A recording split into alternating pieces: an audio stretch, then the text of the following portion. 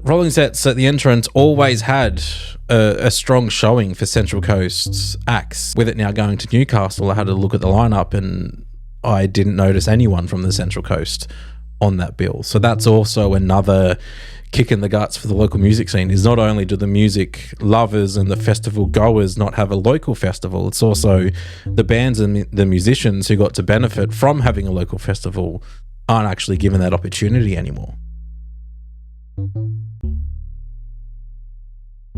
So in Gosford, the boundaries sort of go from like Drifters Wharf down to the end of the uni, or what was Drifters Wharf, to the end of the uni and sort of that main sort of area of the Gosford CBD.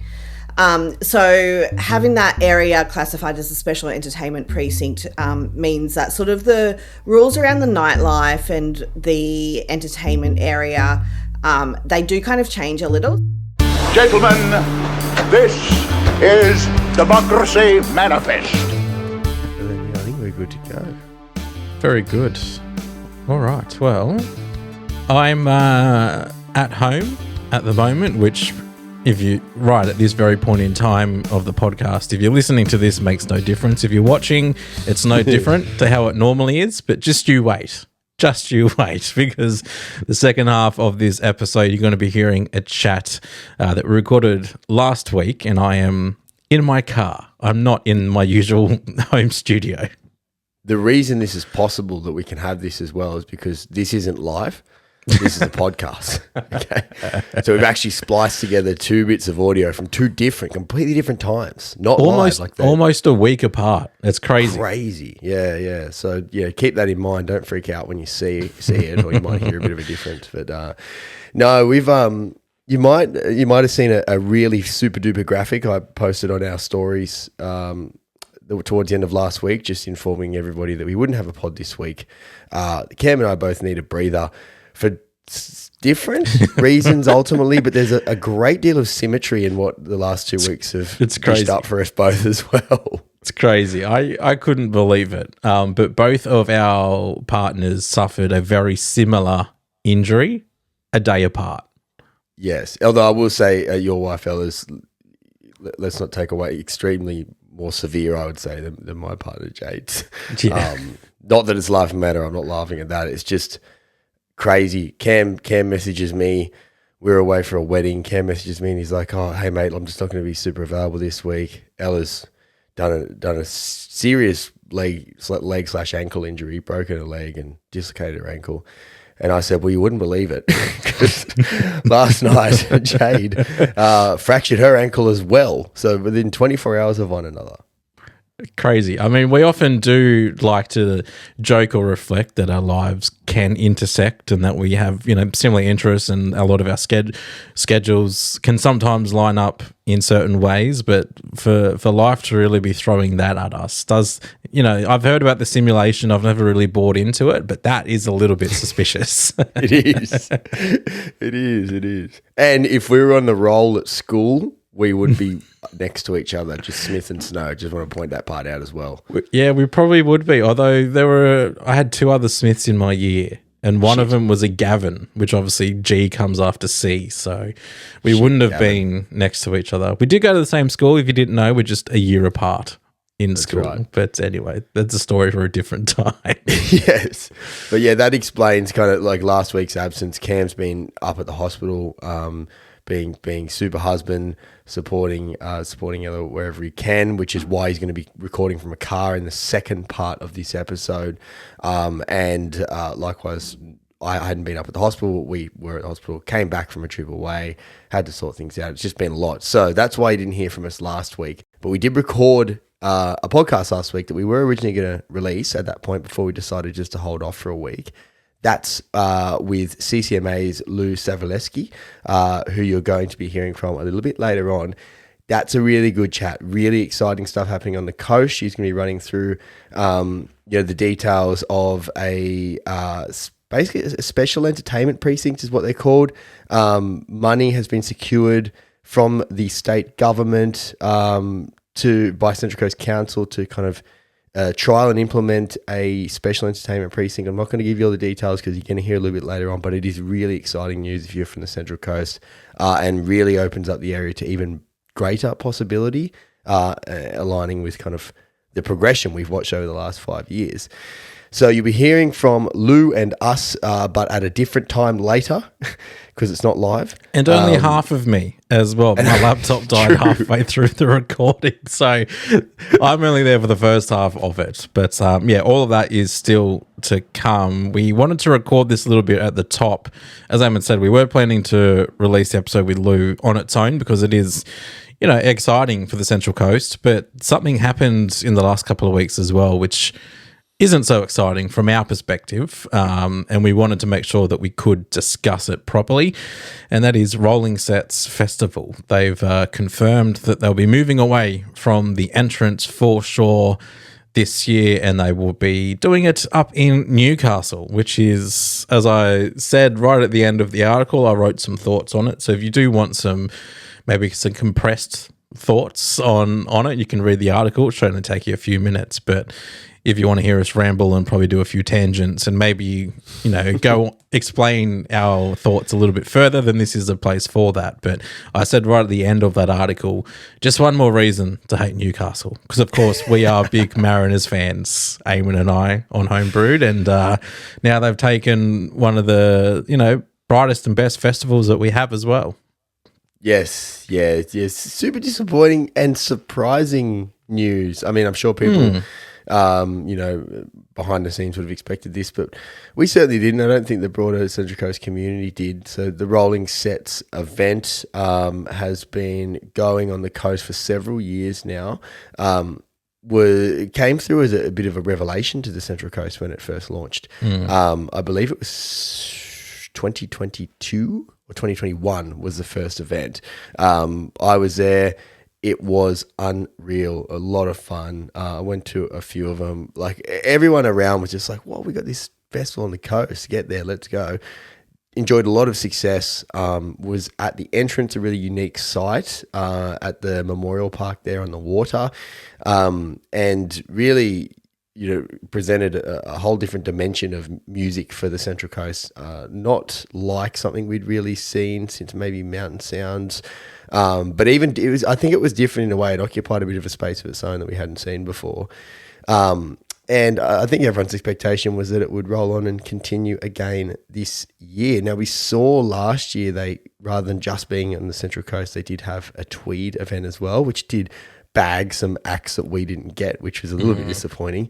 But yeah, I think everyone expected it to go ahead on the coast again before they have come out and announced that instead of the Central Coast, at the entrance, they're going to be moving their way up to Newcastle for this year's event. Yeah. So as I said, disappointing for us, disappointing for music lovers and festival goers on the Central Coast, because as Eamon said, when it first, pun intended, rolled in to the entrance, it was, we'd not really seen a festival like that before. As Eamon said, we've seen the New Year's festival over, what's it called? Help me out. Mind blank. Oh, no. I Lost Paradise. Lost Paradise, thank you. Lost Paradise. Yes. Sorry, that's a great festival, but, that's a camping, it's an overnight, a few day event where sort of have a single day festival at the entrance as well. It's a pretty iconic part of the Central Coast. Really cool experience, nice area. So when it first happened, ticket sales, it was sold out, within very, very, very quickly. At the first day or two, I think certainly the pre-sale sold out, and then it became a fight to get tickets. It continued to do well in terms of ticket sales, although there were perhaps some rumblings of that. I don't think it was last year, but the year before, I think there might have been some questions about the transparency of them quoting ticket sales and whatnot, but either way, it was always well attended and well loved. Everyone was well behaved. It did feel like, oh, cool, the Central Coast has a thing now. Like, it's the now got Lost Paradise in my head. The Rolling Sets Festival, the identity, it always felt like it was going to be tied and connected to the entrance. Well, so we thought, because that's no longer the case. They've moved it up to Newcastle. And look, the reasons for the move, certainly on the surface of things, make a lot of sense, right? The festival made a statement saying that better access to public transport, there's more accommodation, it's a bigger physical site so they can fit more people in. they want to make it bigger and better and expand. On the surface, all those arguments do make a lot of sense, right? Like a business sense from a festival perspective. But I can't help but feel like a lot of the beauty and the appeal of rolling sets at the entrance was the fact that it was a little bit limited in tickets. We always knew that it was going to be a little bit of a fight to get tickets. You had to get on early. You had to do the pre-sale. You didn't want to just chance, getting a ticket late. And because it was a boutique festival, there was always high interest, high engagement from the Central Coast community. It just feels like maybe the analogy I'll try to use is maybe, boutique football stadiums. We hear the argument, if Adelaide United play at Cooper Stadium and there's 15,000 people there, it's such a great atmosphere. But if they have 15 or, 20,000 people at Adelaide Oval, which holds a lot more people, but they get more people, but it's not completely capacity and sold out. It's going to have a different vibe and experience. So my fear for the festival moving to Newcastle is similar to the boutique festival, the boutique stadium argument, in that perhaps the festival might lose, that charm that it had at the entrance. We'll get there. We've had a week off with Rusty. It's been a lot. Yeah, I completely sympathise with it. And apologies if you don't understand the footballing references. Cam and I, you would probably know, big football fans. World Cup's on right now. Let's go. But the argument basically being, you have less people condensed into a smaller space. The atmosphere and the feel is fantastic. You have more people condensed into a bigger space. It's maybe a bit too big. It kind of loses a bit of that. So that remains to be seen, and it must be said they've come through with a fantastic lineup for this year, which definitely does sting a little bit more. But yeah, as you mentioned, Ken, they kind of mentioned the need for increased capacity, better infrastructure, better accessibility, more accommodation options for people who might want to travel, and a general feel that maybe the festival had evolved. I can definitely understand that. Particularly with the entrance, maybe if this were held at Gosford, you could solve a lot of those problems with the new accommodation there, the railway line, etc. The entrance is a bit trickier to get to, maybe limited or less accommodation options, although having lived right near there for some years, I do know that there's a lot of those buildings that aren't full a lot of the time, but whether that translates into, available Airbnbs or whatever, I'm not sure. And yeah, the site probably was a little bit awkward, I suppose, to run a festival at. But I think it's just disappointing, wish them well and hope that it works up at Newcastle. But it is really disappointing to see an event of that stature leave the coast. The other thing I'd add, though, is similar to our reflections when we learned of Drifters Wharf closing. And the chat that you're going to hear later with Lou is evidence of this, that the scene on the coast will be fine. I think the thing I'm kind of thinking is, wouldn't it be good for maybe, someone, with some balls, because it would take some to start a whole new festival on the coast, but to maybe occupy that space and throw a festival there that, isn't rolling sets, but let's keep that going as a festival space. Let's work out a different way to reimagine it and use it. Let's try and get that local goodwill behind it and keep something going, because it added an excellent dimension to the scene on the coast. So that would be really good, but obviously someone has to step up and take it. And we know that organisers of these events run on pretty wafer thin margins. It's pretty hard to make money in the music industry, as it is. And festival audiences can be fickle. Festivals can be very hard and expensive to put on. So perhaps, part of the issue as well was that maybe they were making money, but they were making very slim margins on such a small site, and with a limited capacity, you can't really do much about that. And we want festivals to be profitable and sustainable. So perhaps opening that up allows them to attract more acts, more people, a bit better profit. We're sure there was reasons behind it, but yeah, overall, it's just very disappointing to see it leave the Central Coast. And as I said, I do hope that maybe in the next few years, someone or something can pop up and throw maybe a more local festival or something like that in that space again, and it kind of reactivate that area and that vibe, so that the coast can still have something like that. Yeah, you mentioned local. That is obviously one of the concerns as well about rolling sets, and we have seen the lineup. We will discuss it in a little bit, but the rolling sets at the entrance always had a strong showing for Central Coast acts. You know, there was also, you know, the little public voting heats, if you will, you know, for Rolling Sets Pro, I think they called it. And it was effectively a bunch of emerging or local acts to have a chance to perform on a big festival stage like that. And we've seen so many coasties get a shot at that, so many coasties named on the bill as well, you know, it just on its own without being part of that little competition too. There was always a strong showing for local music at the festival.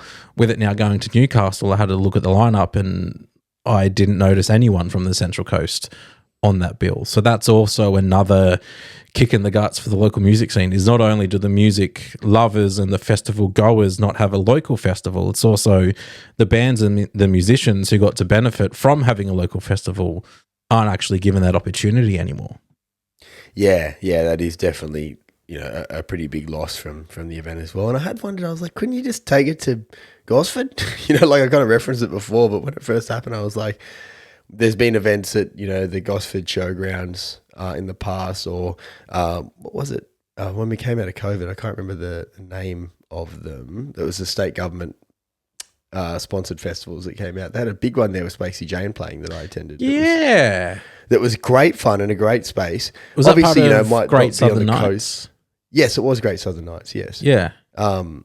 It's obviously it doesn't have the rolling sets element to it, I guess, so maybe that's an identity issue, but I was like, you know, that kind of would solve a lot of the problems in terms of infrastructure, accessibility, availability, and capacity. But, you know, obviously the decision's been made to go up to the Newcastle foreshore, which has been unoccupied as a festival space. The last couple that have been there, unfortunately, haven't continued on. So I suppose it was a free space to use. But yeah, negatively, it means Central Coast acts aren't getting a chance, but also that, you know, you got Buckleys of them setting up in Newcastle and the Central Coast because there's so much overflow in that market that they're just going to pick one, which obviously means that we miss out. But we mentioned it before, the lineup for the event is really good this year.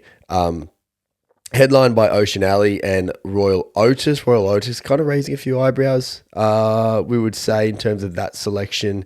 We won't say too much more on that, but there has been some eyebrows raised about that selection. You can kind of do your own research on that. G-Flip in there, Violent Soho as well, the Ryans, Old Mervs, Teen Jesus and the Gene Teasers, the Bel Air Lip Bombs, Evening Elephants coming over from the States, Midriff, Radium Dolls, Trials, Cheeky Leash, Headsend, Selve, The Cheeks, Blush, Polly. It's a very strong lineup, and it made it sting that even a bit more. I was like, oh, had that been on the Central Coast, that would have been amazing. But perhaps, you know, it wouldn't have been possible to attract those acts or have as many of them there if that were the case. So we do wish them all the best, hopefully. And, you know, with a lineup like that, I can't see why it wouldn't do well.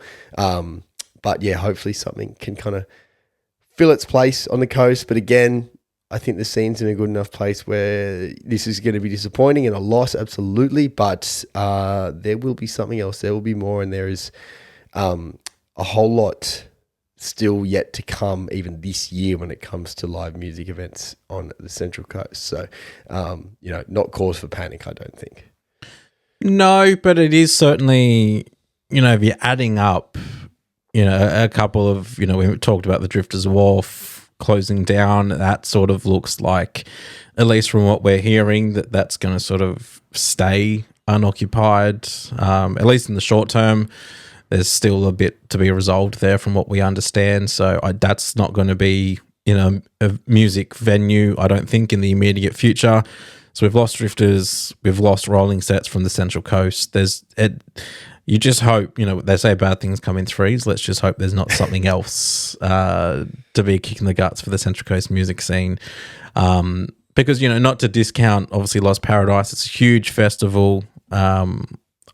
Rolling sets almost, as I said, the identity was really, you know, it's the coastal identity, right, that you sort of touched on, which is why perhaps they weren't wanting to move it to Gosford, because it's not coastal like the entrance is, or like, you know, Newcastle foreshore is as well. The branding and identity of that festival, to me, always felt like it was going to be connected to the entrance and the Central Coast for a very long time.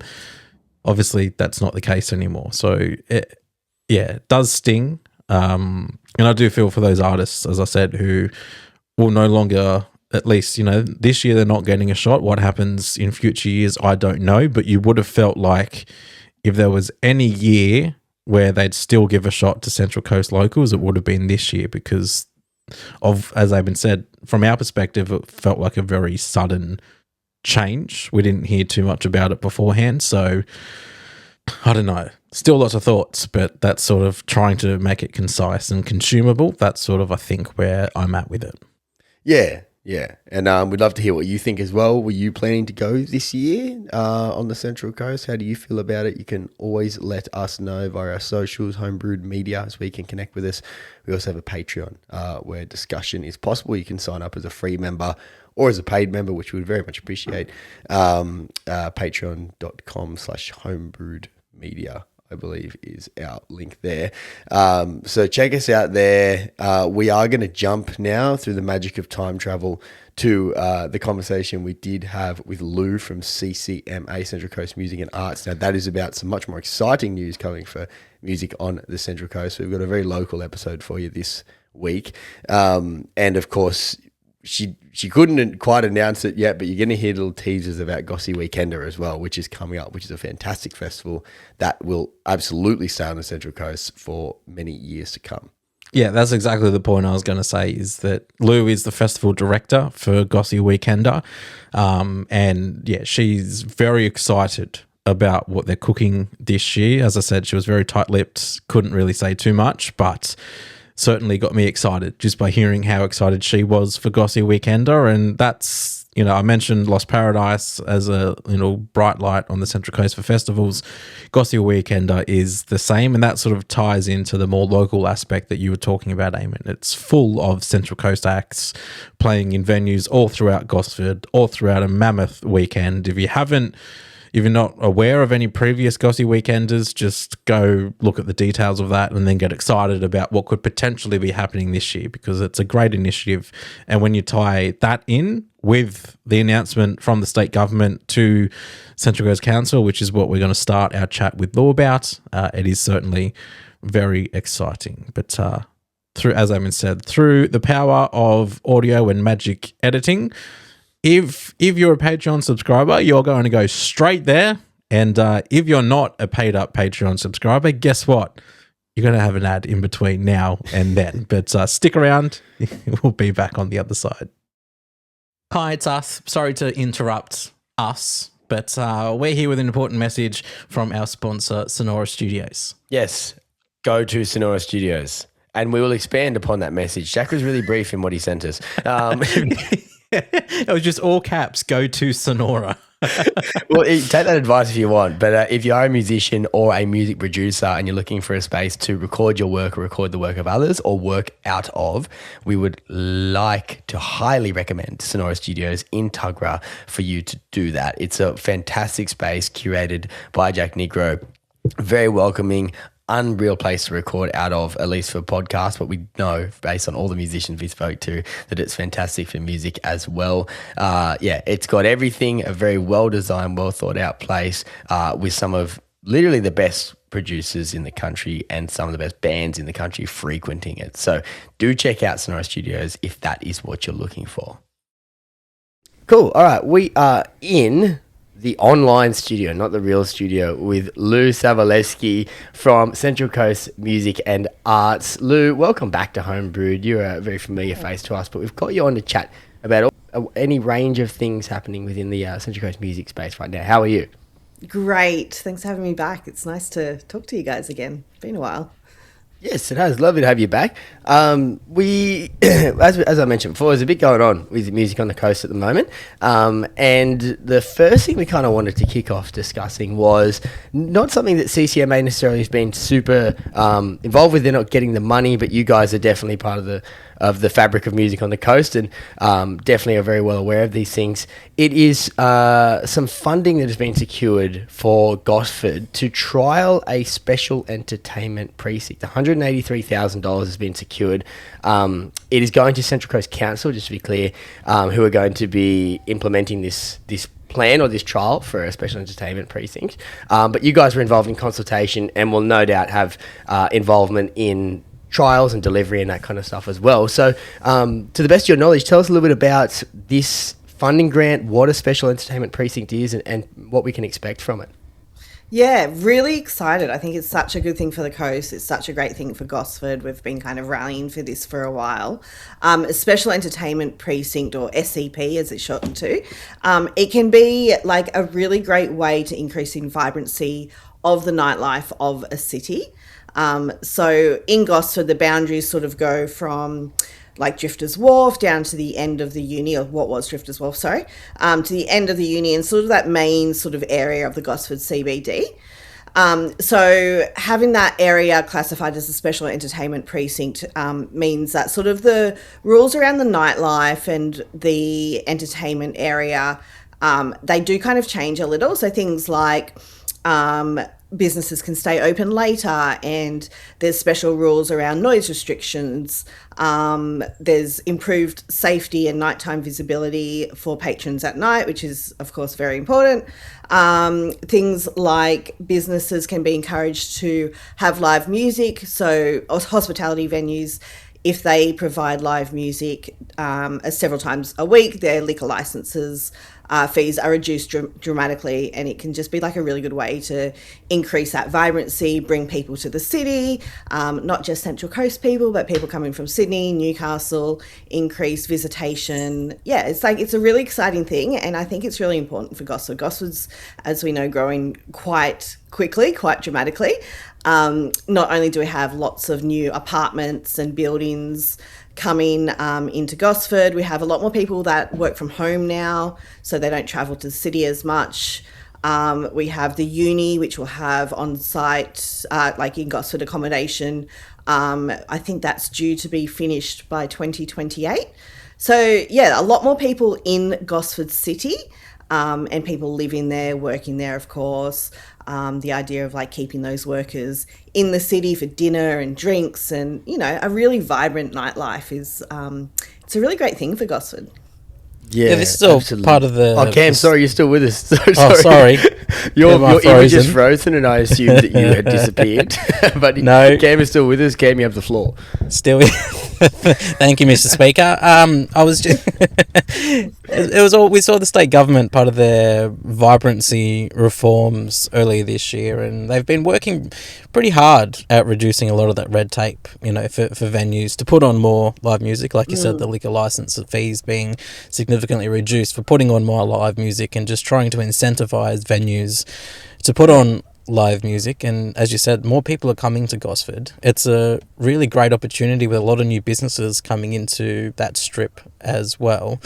Do you, I suppose, like, we've already seen a bit of an increase, right? Like over the last few years, like we've spoken about it quite a bit, you know, new venues coming in and even smaller venues doing smaller, intimate type setups.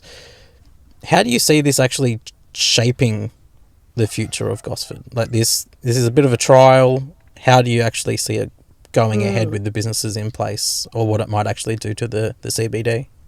Yeah, look, there's like, I think Gosford's had such a checkered past of, you know, there's some really incredible things in Gosford, and I think people sort of just have to get out and find where they are.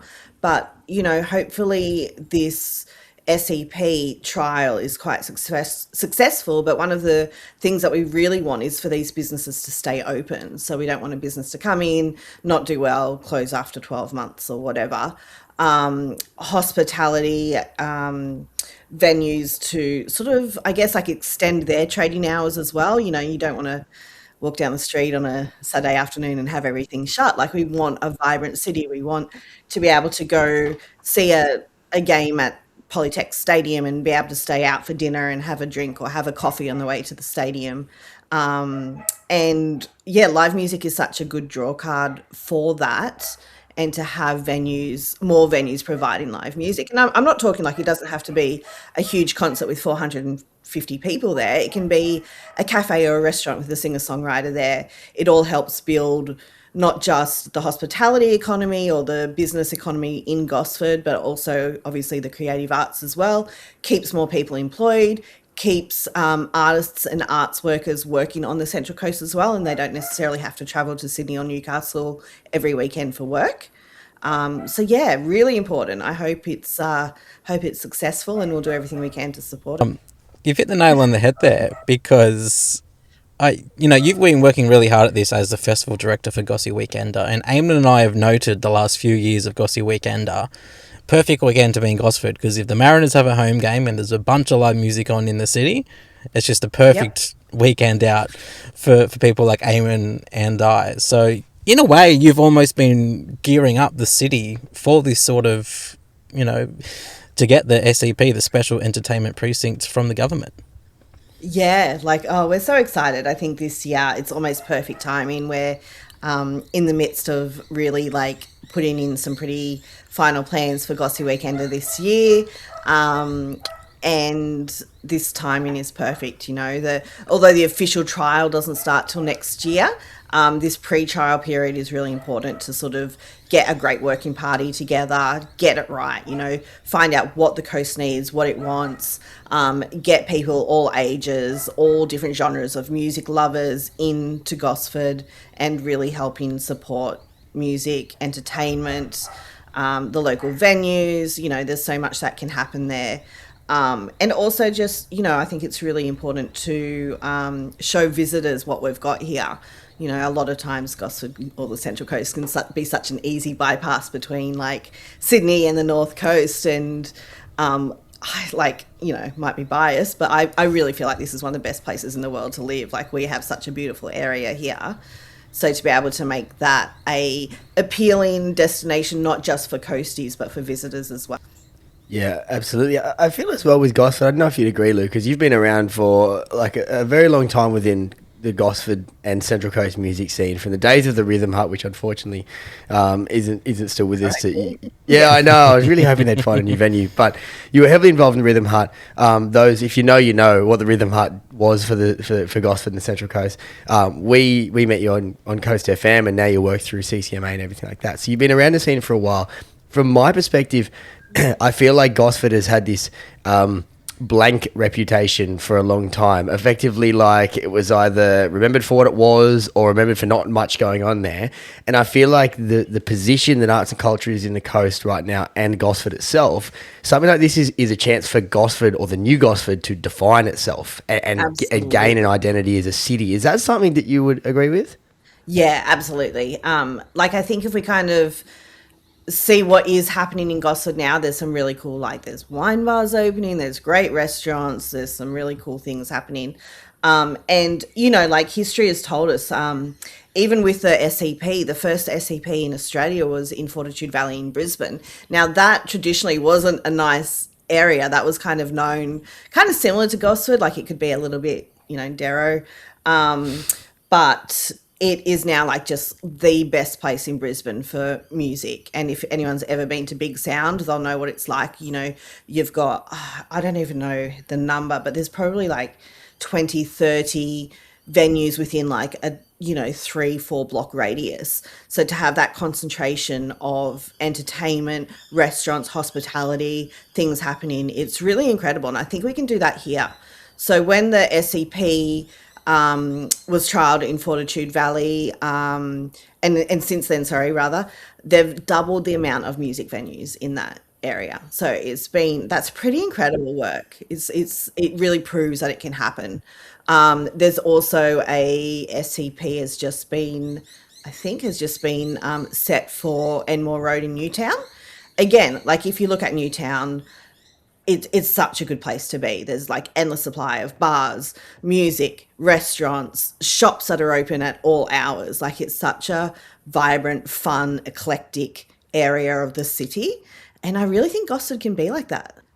Yeah, I would agree 100%. It's almost as if we have a relatively clean slate upon which we can kind of build and shape the identity of the city as we know it and as it will be. So it feels like a really good opportunity. And you mentioned it before, this Special Entertainment Precinct is not a new concept. It's something that has been around for some time and worked really, really well in places like Brisbane's Fortitude Valley. So for people who are a little bit confused about how it might work, so Lou mentioned it before, there's going to be a pre-trial that's starting this year, which is going to be largely about hearing the opinions of everybody involved in that area and the Central Coast scene as to what they would like to see. And then a trial period that goes from early 2020 2027 to mid-2028, at the conclusion of which a decision will be made to say kind of whether or not this will become permanent or not. There's going to be venues involved, as Lou mentioned, from the Newcastle Uni site, the new Newcastle Uni, to the old Drifters Wharf site, which hopefully might have a new tenant in by that point, doing live music. And it's going to involve tweaks and changes, incentives and advantages to venues and businesses operating in that zone to encourage them to prioritise arts, culture, the nighttime economy generally. So it's a really good thing, and it kind of all makes sense too. Like, even when you talk about the drastically reduced liquor licensing, we know that's a massive barrier for a lot of venues in the first place. To have incentives for them to bring in entertainment and live music, rather than them just needing to put 10 more pokies in to cover their increasing costs or whatever it is, which we know just turns venues and areas into dumps and dull areas that are not pleasant. So to have this, it all does kind of seem like a no-brainer, but it is really good to see that such kind of impetus from the New South Wales government. And this kind of started under a previous government from the other side of politics too. So it's been a bipartisan push statewide to focus on certain precincts, to Central Coast being one of them. Lou, in your dealings with the state government and the kind of government bodies involved in this, same with council as well, are you seeing that enthusiasm, shared across with everybody involved? Yeah, absolutely. I mean, I think it's like pretty hard to deny the growth, the population growth in Gosford and the Central Coast. Central Coast is one of the fastest growing areas in the state. Plus having the uni come on board in Gosford with the campus, which is beautiful, having all those students come in, once the accommodation's built, pretty hard to deny like the numbers that, it's really such a high growth area. And I think the pollies can't, deny those figures. Also, I just want to mention that one of the really important parts of the SEP too is nighttime safety. Actually, it was just announced today from the state government that they've just awarded $2 million to the Central Coast to increase lighting through East Gosford, Erina, and that was, a big push from the Stand With Audrey organisation as well. So part of the Light Up campaign, which Kathleen, Audrey's mum, obviously has been a big part of. So that's exciting news that came through today. And it's just like so important. And you can see the difference, even just in Gosford at night, since the Safer Cities campaign, study a couple of years ago, just the increase of light is so much more like, safer in the city. It makes people feel safer. It makes women feel safer. And just to be able to have that at night, I mean, not even if you're going out to gigs. I was just out for dinner the other night, and it's just like such a much better place to walk through Gosford City, having the areas lit up like the way they are. So having that increase in lighting, public safety. I know that Stand With Audrey is working also on transport safety.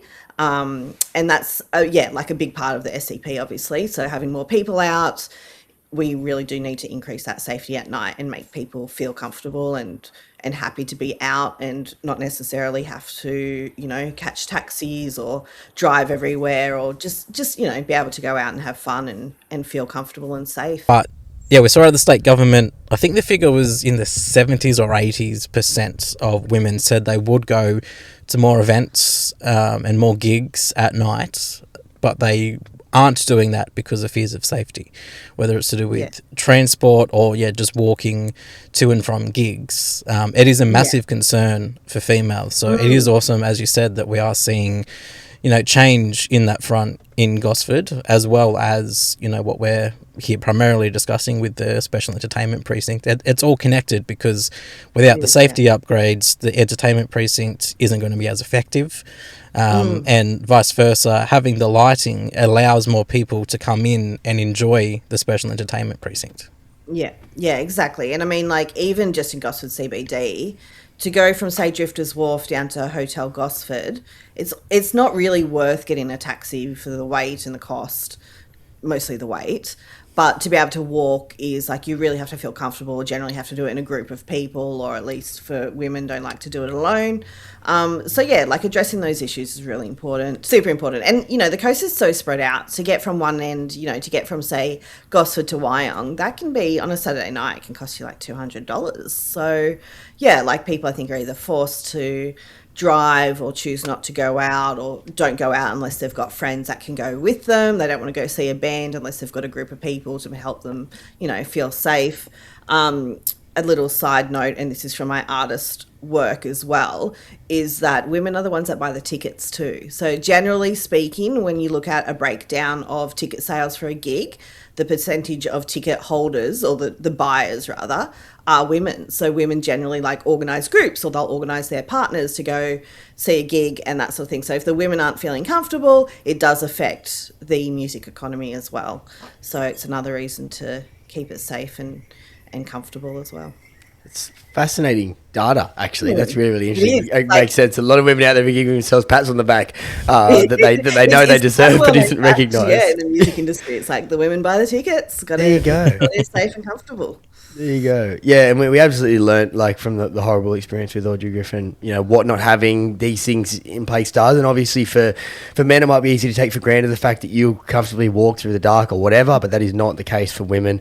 So many stories from women that I know over the years that just make you really, you know, have a second thought about things. And when I imagine that walk, say, from Drifters all the way to Hotel Gosford, you're either going past the stadium, which is in front of the Leagues Club, the longest way to go. You're going behind the Leagues Club, in between the Leaguesy and a derelict Froggies, or you're going the top street, which is usually deserted at night. So if we can increase the vibrancy and the lighting, you'll have venues that are open with plenty of people around. You'll also have a lot of lighting as well. So it all does make sense. And these are things, you know, you have to look at things holistically. You can't just do one thing. We need to make it work. The other part to that as well, we were speaking to Bo Nielsen, or Cam was, recently, about the My Gig Pass initiative, which So could absolutely play a role in this. But she made the point that, and we, like Cam and her were discussing this idea that we need to actually attract as a whole generation of people that got a bit frazzled during COVID, that we need to really prove there's a safe platform for them to go and experience nightlife out doing so. And they're going to need some encouragement to do that, understandably. And things like this solve that problem as well. You can't just say, hey, there's a new venue here, but you've got to walk 300 metres and there's no transport to get it or whatever. You got to say, hey, we've got this whole precinct. It's totally safe. Plenty of people around. It's going to be a great night out for you, and you're going to have everything you need there. Yeah, and, you know, for young people who have never been out, that maybe they've just turned 18. Also, like during COVID, there was a whole group of like 5 years worth of fresh 18-year-olds that didn't know how to go out and didn't know how to go to gigs. So just showing them the way and showing them, you know, how to be comfortable and what to do is really important. So making sure that they're not intimidated to go into venues, even to go by themselves. You know, a lot of young people don't want to go to a gig by themselves, but if there's a band that you want to see and your friends don't want to see it, please go and see it anyway. But yeah, the My Gig Pass, I'm such a huge advocate. I think they've done, the Live Music Venue Alliance has done an incredible job with that. I want more venues on the coast to take that up. I haven't finished watching. I did see the start of that interview actually, so I didn't finish. Have many venues on the coast picked up the My Gig Pass? Do you know? Bo was saying, I'm pretty sure she said Lincoln Pin have signed up, and they're working on a handful of others. Yeah. Great. Yeah. It's like such a great idea. I think it's one of the best ideas I've heard in the live music arena in a long time. I think I would love to see that happening more through venues around the coast and getting more young people taking that up. And like, why wouldn't you? It's like free money. It's like great experiences, like discount gigs or 2-for-1 gigs. Like, it's incredible. And as Bo was highlighting to me in the chat as well, the bands benefit because the room's fuller. Because those tickets, they were either on for people like Eamon and I who get invited to go along to gigs. If we don't RSVP, those tickets can be put up to sale for free or 2-for-1 on My Gig Pass. So the rooms are fuller, there's more people there. The venues benefit because there's more people there to potentially buy some drinks or just to go along and enjoy, you know, an evening out. And as you said, be more familiar with that whole experience of going out. Plus, it creates such a good vibe. Like, musicians on stage, and this is coming from my artist management side, but musicians on stage want to play to a full room. They don't want to play to a half empty room. They'd rather a full room. Plus, they get extra merch sales. Even if they're not taking that extra ticket money, there's a chance that they're getting merch sales. They're getting new fans. They're getting new listeners, new followers on social media. Like, it is just like it's a win for everyone. I love it. On the Gosford Special Entertainment Precinct, there was some community consultation earlier this year. 89% indicated support, which is a very high percentage, but I want to know what the other 11% were doing. Are they nearby residents who fear noise complaints? Look, I feel like it's people who maybe don't understand it. Maybe people that wouldn't use it, maybe elderly. I don't know. I don't know. I wasn't one of those 11%. No, certainly not. Generally speaking, like, when there's a really good initiative, if people aren't supportive, it's because they don't understand what it's about and why it's important. And of course, it's not like Gosford's going to turn into an all-night party with, like, bass music thumping at all hours and no one cares what residents think. That's not it at all. Residents have a say. There's community consultation. People can, give their feedback. That's what the trial period is for. So all through that trial period, open to feedback. And I think people need to remember that and just give it a go. Yeah, 100%. The problem with Gosford is not much has been given a go in recent decades until recently, where a lot is getting a go and we're seeing it pay dividends already. And it's this kind of stuff as well. I mean, we've seen, Cam and I will chat about this, or we'll have already spoken about this depending on how we organise this episode, but we've had the loss of rolling sets recently, the closure of Drifters Wharf, which we've mentioned in a previous podcast, and the points that we kind of collectively made at that time were that this is very disappointing. However, the position the scene is in, the support we're seeing from government, the things that are already here on the coast really make you think that it's okay, it's disappointing, but onwards, we move on. There's plenty of other good things happening on the Central Coast, and it's not really going to be like this staggering blow to the scene on the coast. So things like this really reinforce that. And something else that really reinforces that is Gossy Weekender, fantastic festival that happens all through Gosford around the end of the year. Now, Lou, we're going to squeeze as much information as we can out of you from this. But as much as you're willing to share from Gossy Weekender, we will have that coming towards the end of the year. What can you share about the upcoming event? Well, look, like, we don't officially announce dates until I think like early next month, but like, it's my festival, so but we're super excited. Middle of October, so just quietly, 16th to 18th of October. Mark it in your diaries. We will have, I'm not sure how many venues and artists yet, but quite a lot, as a crawl style festival through the centre of CBD with lots of different venues as usual. Artists from all around the country come into play, plus a bunch of locals, of course. Really diverse genres. Great. We're going to have a great live music stage in the centre of Gosford on Saturday the 17th of October. Actually multiple stages. It's going to be a big free all ages event. I don't know how much more I can say. I can see you're excited. I can see you're excited, which is getting me excited.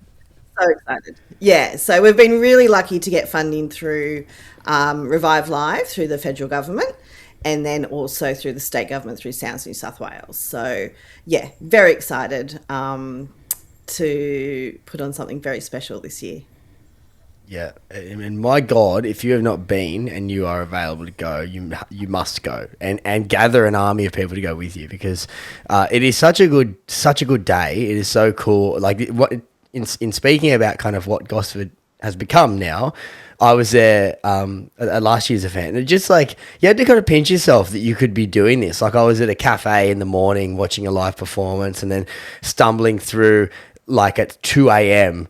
way too drunk, like later that night, still watching live music. Like, we were in the middle watching Tijuana Cartel, then we were back at Drifters. You're seeing bands like Horse, bunch of awesome local acts throughout. It was so cool. Like, it is just really and then the next day I was at Bay Road. No, not Bay Road. What's the other brewery? I can't remember. The other brewery in the Big Little Brewing there, and then I went to the Mariners game, and I was like, this is the best Gosford weekend ever. Yeah. Like it is And there such a was good music at event. the Mariners game. Yes. So like just absolutely make sure you get down. It's such a cool thing that we have, and like particularly for younger people. Like I've just cracked 30, but it's still definitely something I'll be going to. But if I had that when I was 18 through to mid 20s as well, that would have been absolutely unreal. So make sure you give that a go. Very, very exciting. So mid-October, save the date, get ready for the lineup. It is so cool, and such a good celebration of the art and music that we have on the coast as well. Between, we're preaching to the choir here, but there's an abundance of really, really good stuff there. But the programming, of course, by yourself and your team, Lou, is very local focus as well. It is, yeah. We've got such a great pool of local musicians to choose from, to have our pick from, which is pretty special. And we have incredible artists here that are going to be the next big thing. So it's a great time to give them a stage now. And we also are working with a lot of young people. So young people are helping to program and be part of this event this year as well. So the 20-year-olds are the ones on the stage and behind the stage. So it's great. It's really cool. As it should be. Absolutely. How good. And then if we can bounce around the roller coaster of the scene on the Central Coast, we have just unfortunately seen Six Strings Brewery go into administration. And it'd be remiss of us not to mention that. They're not gone. They're down but not out would be the best way to describe the situation with Six Strings at the moment. They have decided to place the business into administration, citing increases in costs and probably decreases in patronage. An interesting point that Bo Nielsen made to us in that conversation, or to Cam, was that because we're seeing this kind of trend of young people drinking less, which is like a good thing public health perspective, it's also really affecting bar takings and making it even more difficult for the industry to make money. So obviously get behind Six Strings and get down there. Go, if you're going to buy a bloody Carlton United Breweries beer, get a case from Six Strings instead. Buy local, support local. I mean, like if you want to, we've spent the last several months talking about why don't we produce fuel here in Australia? Why don't we do this? Blah, blah, blah. We should be self-reliant. Zero that in onto a more micro level for your own community. Why are you buying beer from anywhere else? Why don't you buy beer from your local breweries and support them too? But Lou, some reflections on Six Strings after that disappointing news? Yeah, I mean, they're such great people. It's such a great venue. It's called Six String for a reason, right? They love music. They've always been so supportive of music. Chris comes from, he's a, sound engineer, comes from a background in music. They've got an incredible venue. They put on great live gigs, some ticketed, a lot free, most free. It's really tough. Not just, obviously hospitality is really hard at the moment. Live music is really hard. And, when people say, I don't know why these venues close or this festival isn't happening, because it's hard. It's really hard to make money. It's really hard work. You work a lot of hours for very little pay. And we do it because we love it, not to get rich. So, please get out, support them. Six String has such a great offering of all different things. So they've got the beer, they've got non-alcoholic beer. I swear they make the best ginger beer in the world. So both alcoholic and non-alcoholic. So you can go grab some drinks. They do great food. They've got the best tacos, live music. They've got pool tables. It's just a great place. So like if you're going to go out for lunch somewhere, go have a lunch or a meal there, grab a drink, tell your friends, tell visitors that are coming to the Central Coast, because I really, really want to, hopefully we don't lose another venue. And particularly, when the people are such good people, they've done so much to support live music. They support Gossy Weekender as sponsors. They support so many different festivals, bands, events, and honestly, they don't ask for anything in return. So I really would love to see their support. Yeah, absolutely. Get down there, support them in whatever way you can. I'll be in there this week to grab a box of beer. But Lou, thank you so much for jumping on a chat. It's as I said, a bit of a roller coaster in Central Coast music lately. Hopefully, Six Strings can right the ship. But as I was saying before, when you zoom out, the trend is looking really, really good. Headlined by events like Gossy Weekender, and some really good news about the Special Entertainment Precinct that we will be keeping an eye on. Thanks so much for coming on and chatting again. And we will absolutely be seeing you around the grounds of Central Coast music in the coming months, no doubt. Excellent. I'll probably see you at a gig soon.